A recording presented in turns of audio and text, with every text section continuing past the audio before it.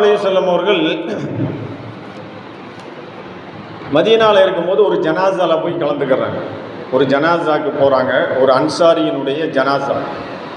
அந்த ஜனாசாவில் போய் நபி ஸல்லல்லாஹு அலைஹி வஸல்லம் அவர்கள் கலந்துக்கிறாங்க. அந்த நேரத்தில் பார்த்தீங்கன்னா அந்த அன்சாரியை குளிப்பாட்டி கஃன் இடுவதற்கான வேலைகள் நடந்து கொண்டு இருக்கு.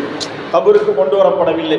அதற்கு முன்பாகவே நபி ஸல்லல்லாஹு அலைஹி வஸல்லம் அவர் அடக்கம் பண்ணக்கூடிய அந்த கபருக்கு போயிடுறாங்க. போயிட்டு என்ன பண்ணுறாங்கன்னு சொன்னால், நபி ஸல்லல்லாஹு அலைஹி வஸல்லம் அந்த கபருக்கிட்ட போய் உட்கார்றாங்க. கபருக்கிட்ட உட்கார்றாங்க. உட்கார்ந்த உடனே சஹாபாக்கள்லாம் எல்லாம் நபி ஸல்லல்லாஹு அலைஹி வஸல்லம் அவர்களை சுற்றி உட்கார்ந்துக்கிறாங்க.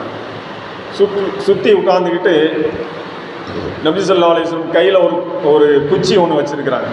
அந்த குச்சை வச்சு மண்ணில் அப்படியே தேய்க்கிறாங்க, கோடு போடுறாங்க. கோடு போட்டுவிட்டு நபி ஸல்லல்லாஹு அலைஹி வஸல்லம் ரொம்ப நேரம் சிந்தனையில் இருக்கிறாங்க. அதுக்கப்புறம் சொல்கிறாங்க, கபருடைய அதாபை விட்டு நீங்கள் அல்லாஹ்விடத்தில் பாவ மன்னிப்பு கேளுங்கள், அல்லாஹ்விடத்தில் கபருடைய அதாபை விட்டும் பாதுகாப்பு தேடுங்கள் அப்படின்னு சொல்லி நபி ஸல்லல்லாஹு அலைஹி வஸல்லம் அவர்கள் குறிப்பிட்டு விட்டு என்ன சொல்கிறாங்கன்னா, ஒரு மனிதனுக்கு மரணம் வந்து விடுமையானால், மரணம் நெருங்கிச்சின்னு வைங்களேன், சக்ராத் ஹாலில் இருக்கிறாருன்னு வைங்க, அந்த நேரத்தில்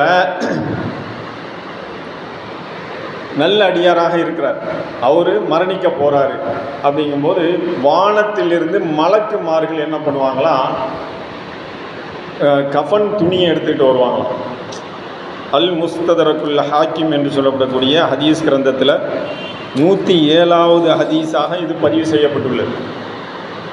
பரா இப்னு ஆசிப் ரலியல்லாஹு தஆலா அன்ஹு அவர்கள் அறிவிக்கிறாங்க. அவங்களும் அங்கே உட்காந்துட்ருக்காங்க, அந்த சஹாபி அங்கே உட்காந்துட்ருக்குறாங்க.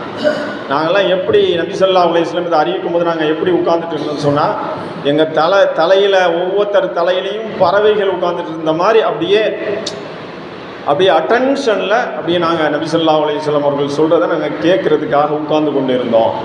அப்போது அந்த மனிதன் மரணிக்கக்கூடிய தருவாயில், நல்ல மனிதன் மரணிக்கக்கூடிய தருவாயில் மலக்குமார்கள் வந்து என்ன பண்ணுவாங்கன்னா, கஃன் துணியையும் வாசனை திரவியங்களையும் எடுத்து கொண்டு வருவார்கள்.